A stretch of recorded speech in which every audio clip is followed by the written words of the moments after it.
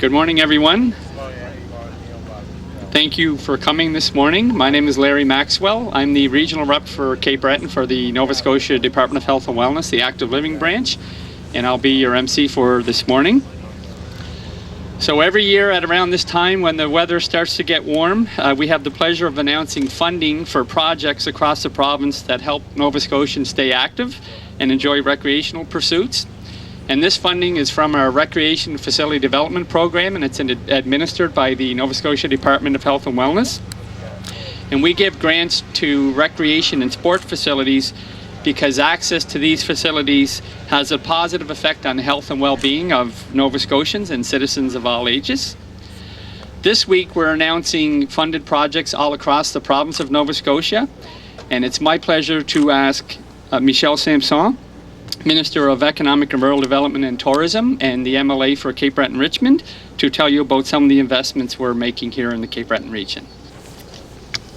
Thank you very much, Larry, and good morning, everyone. It's a pleasure to join everyone here today to talk about recreation facilities and helping Nova Scotians lead healthy, active lifestyles. On behalf of our Premier, Stephen McNeil, and my good friend and colleague, the Honourable Leo Glavine, Minister, Department of Health and Wellness, it's a pleasure to make this announcement on their behalf. Promoting active living and healthy eating is one of our government's commitments for healthier Nova Scotians in every region across the province. As you all know, recreation facility development grants are awarded from Yarmouth to Cape Breton on an annual basis. They are a way to develop and upgrade facilities, trails, fields, arenas, and many more other venues where Nova Scotians can get active. We all know that right across North America, we are struggling with physical activity rates. We want our children, our youth, and peers to live long, happy, and healthy lives. And yet lifestyles today threaten that future. We have to get Nova Scotians moving to reverse this trend. That's why the province launched Thrive, a plan for a healthier Nova Scotia. Its goal is to create environments that make it easier for us to be healthy. Investing in community infrastructure is one way to help create environments that make it a bit easier to do sports and other physical activities. So when we invest in sport and physical recreation activities, we are investing in people, communities, and healthier Nova Scotians.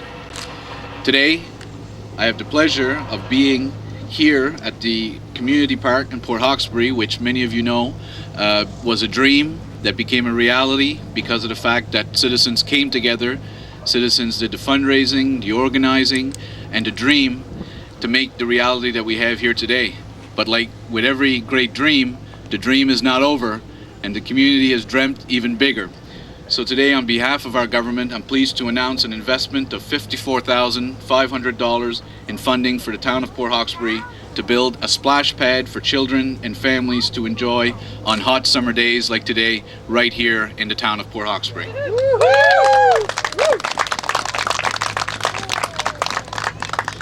I have my daughter Satine here with me, and I had to explain to her what a splash pad was, but now that she knows what it is, she'll be very excited to come here and get a little wet once it's up and running. This is one of 9 projects in the Cape Breton region, totaling $297,000 to help Nova Scotians lead healthy, active lifestyles.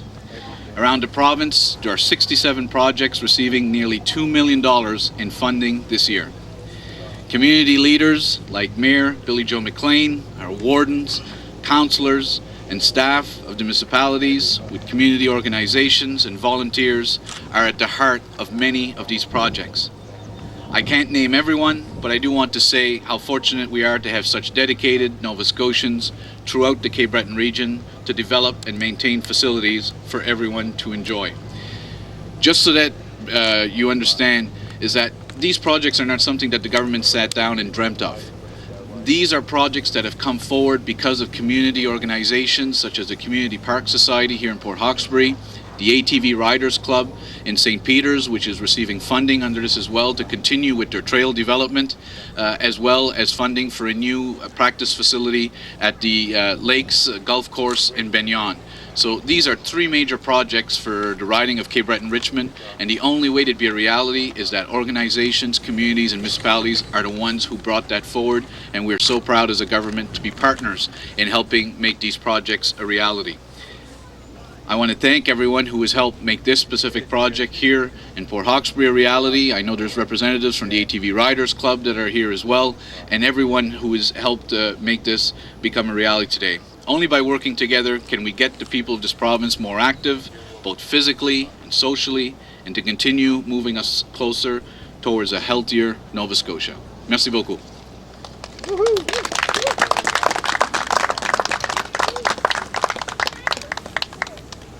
As Minister Samson mentioned, in addition to the splash pad here in Port Hawkesbury, there is funding for a golf practice facility at Benyon, for trail upgrades by the East Richmond Riders, which will connect St. Peter's to Lewisdale and Evanston. There's an AT trail, active transportation trail in CBRM that'll connect reserve mines and downtown Sydney to Cape Breton University. There are renovations to the Waterford and District Community Centre. There are upgrades to picnic areas, playground, and other facilities at Indian Beach and North Sydney. There will be a new septic field for the Belcote Area Community Centre. And lastly, there will be upgrades to the Kiwanis Pool in Sydney.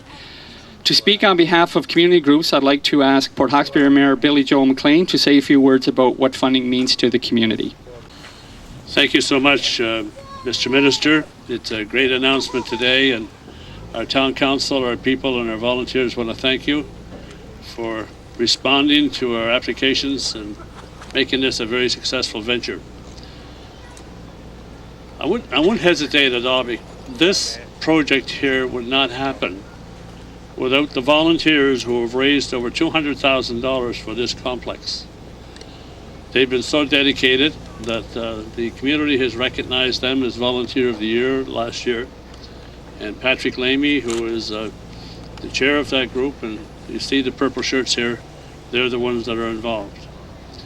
The future of this area and the water park, and I want to say this for the residents of Port Hawkesbury, because of the volunteers raising $200,000, because of COA putting in 150 some odd thousand, and the province at 54, with the volunteer money, the taxpayers of Hawkesbury on this particular water park will not have to contribute anything through their tax bill, because, as you know, people watch expenditures.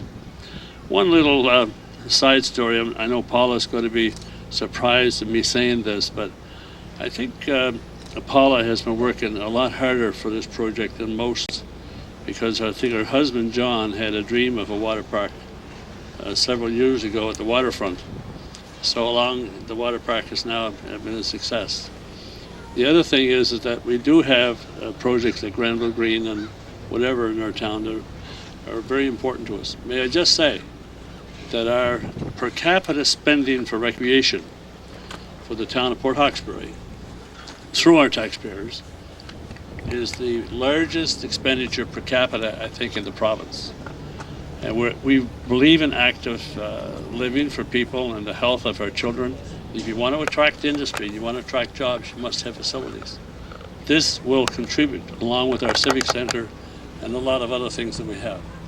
So in just closing, I want to thank the volunteers again and all of the people that worked on this project. And we intend to work and grow and make it even better in the years to come. So finally, Mr. Minister, thank you once again, and your department and your staff for their involvement. Thank you.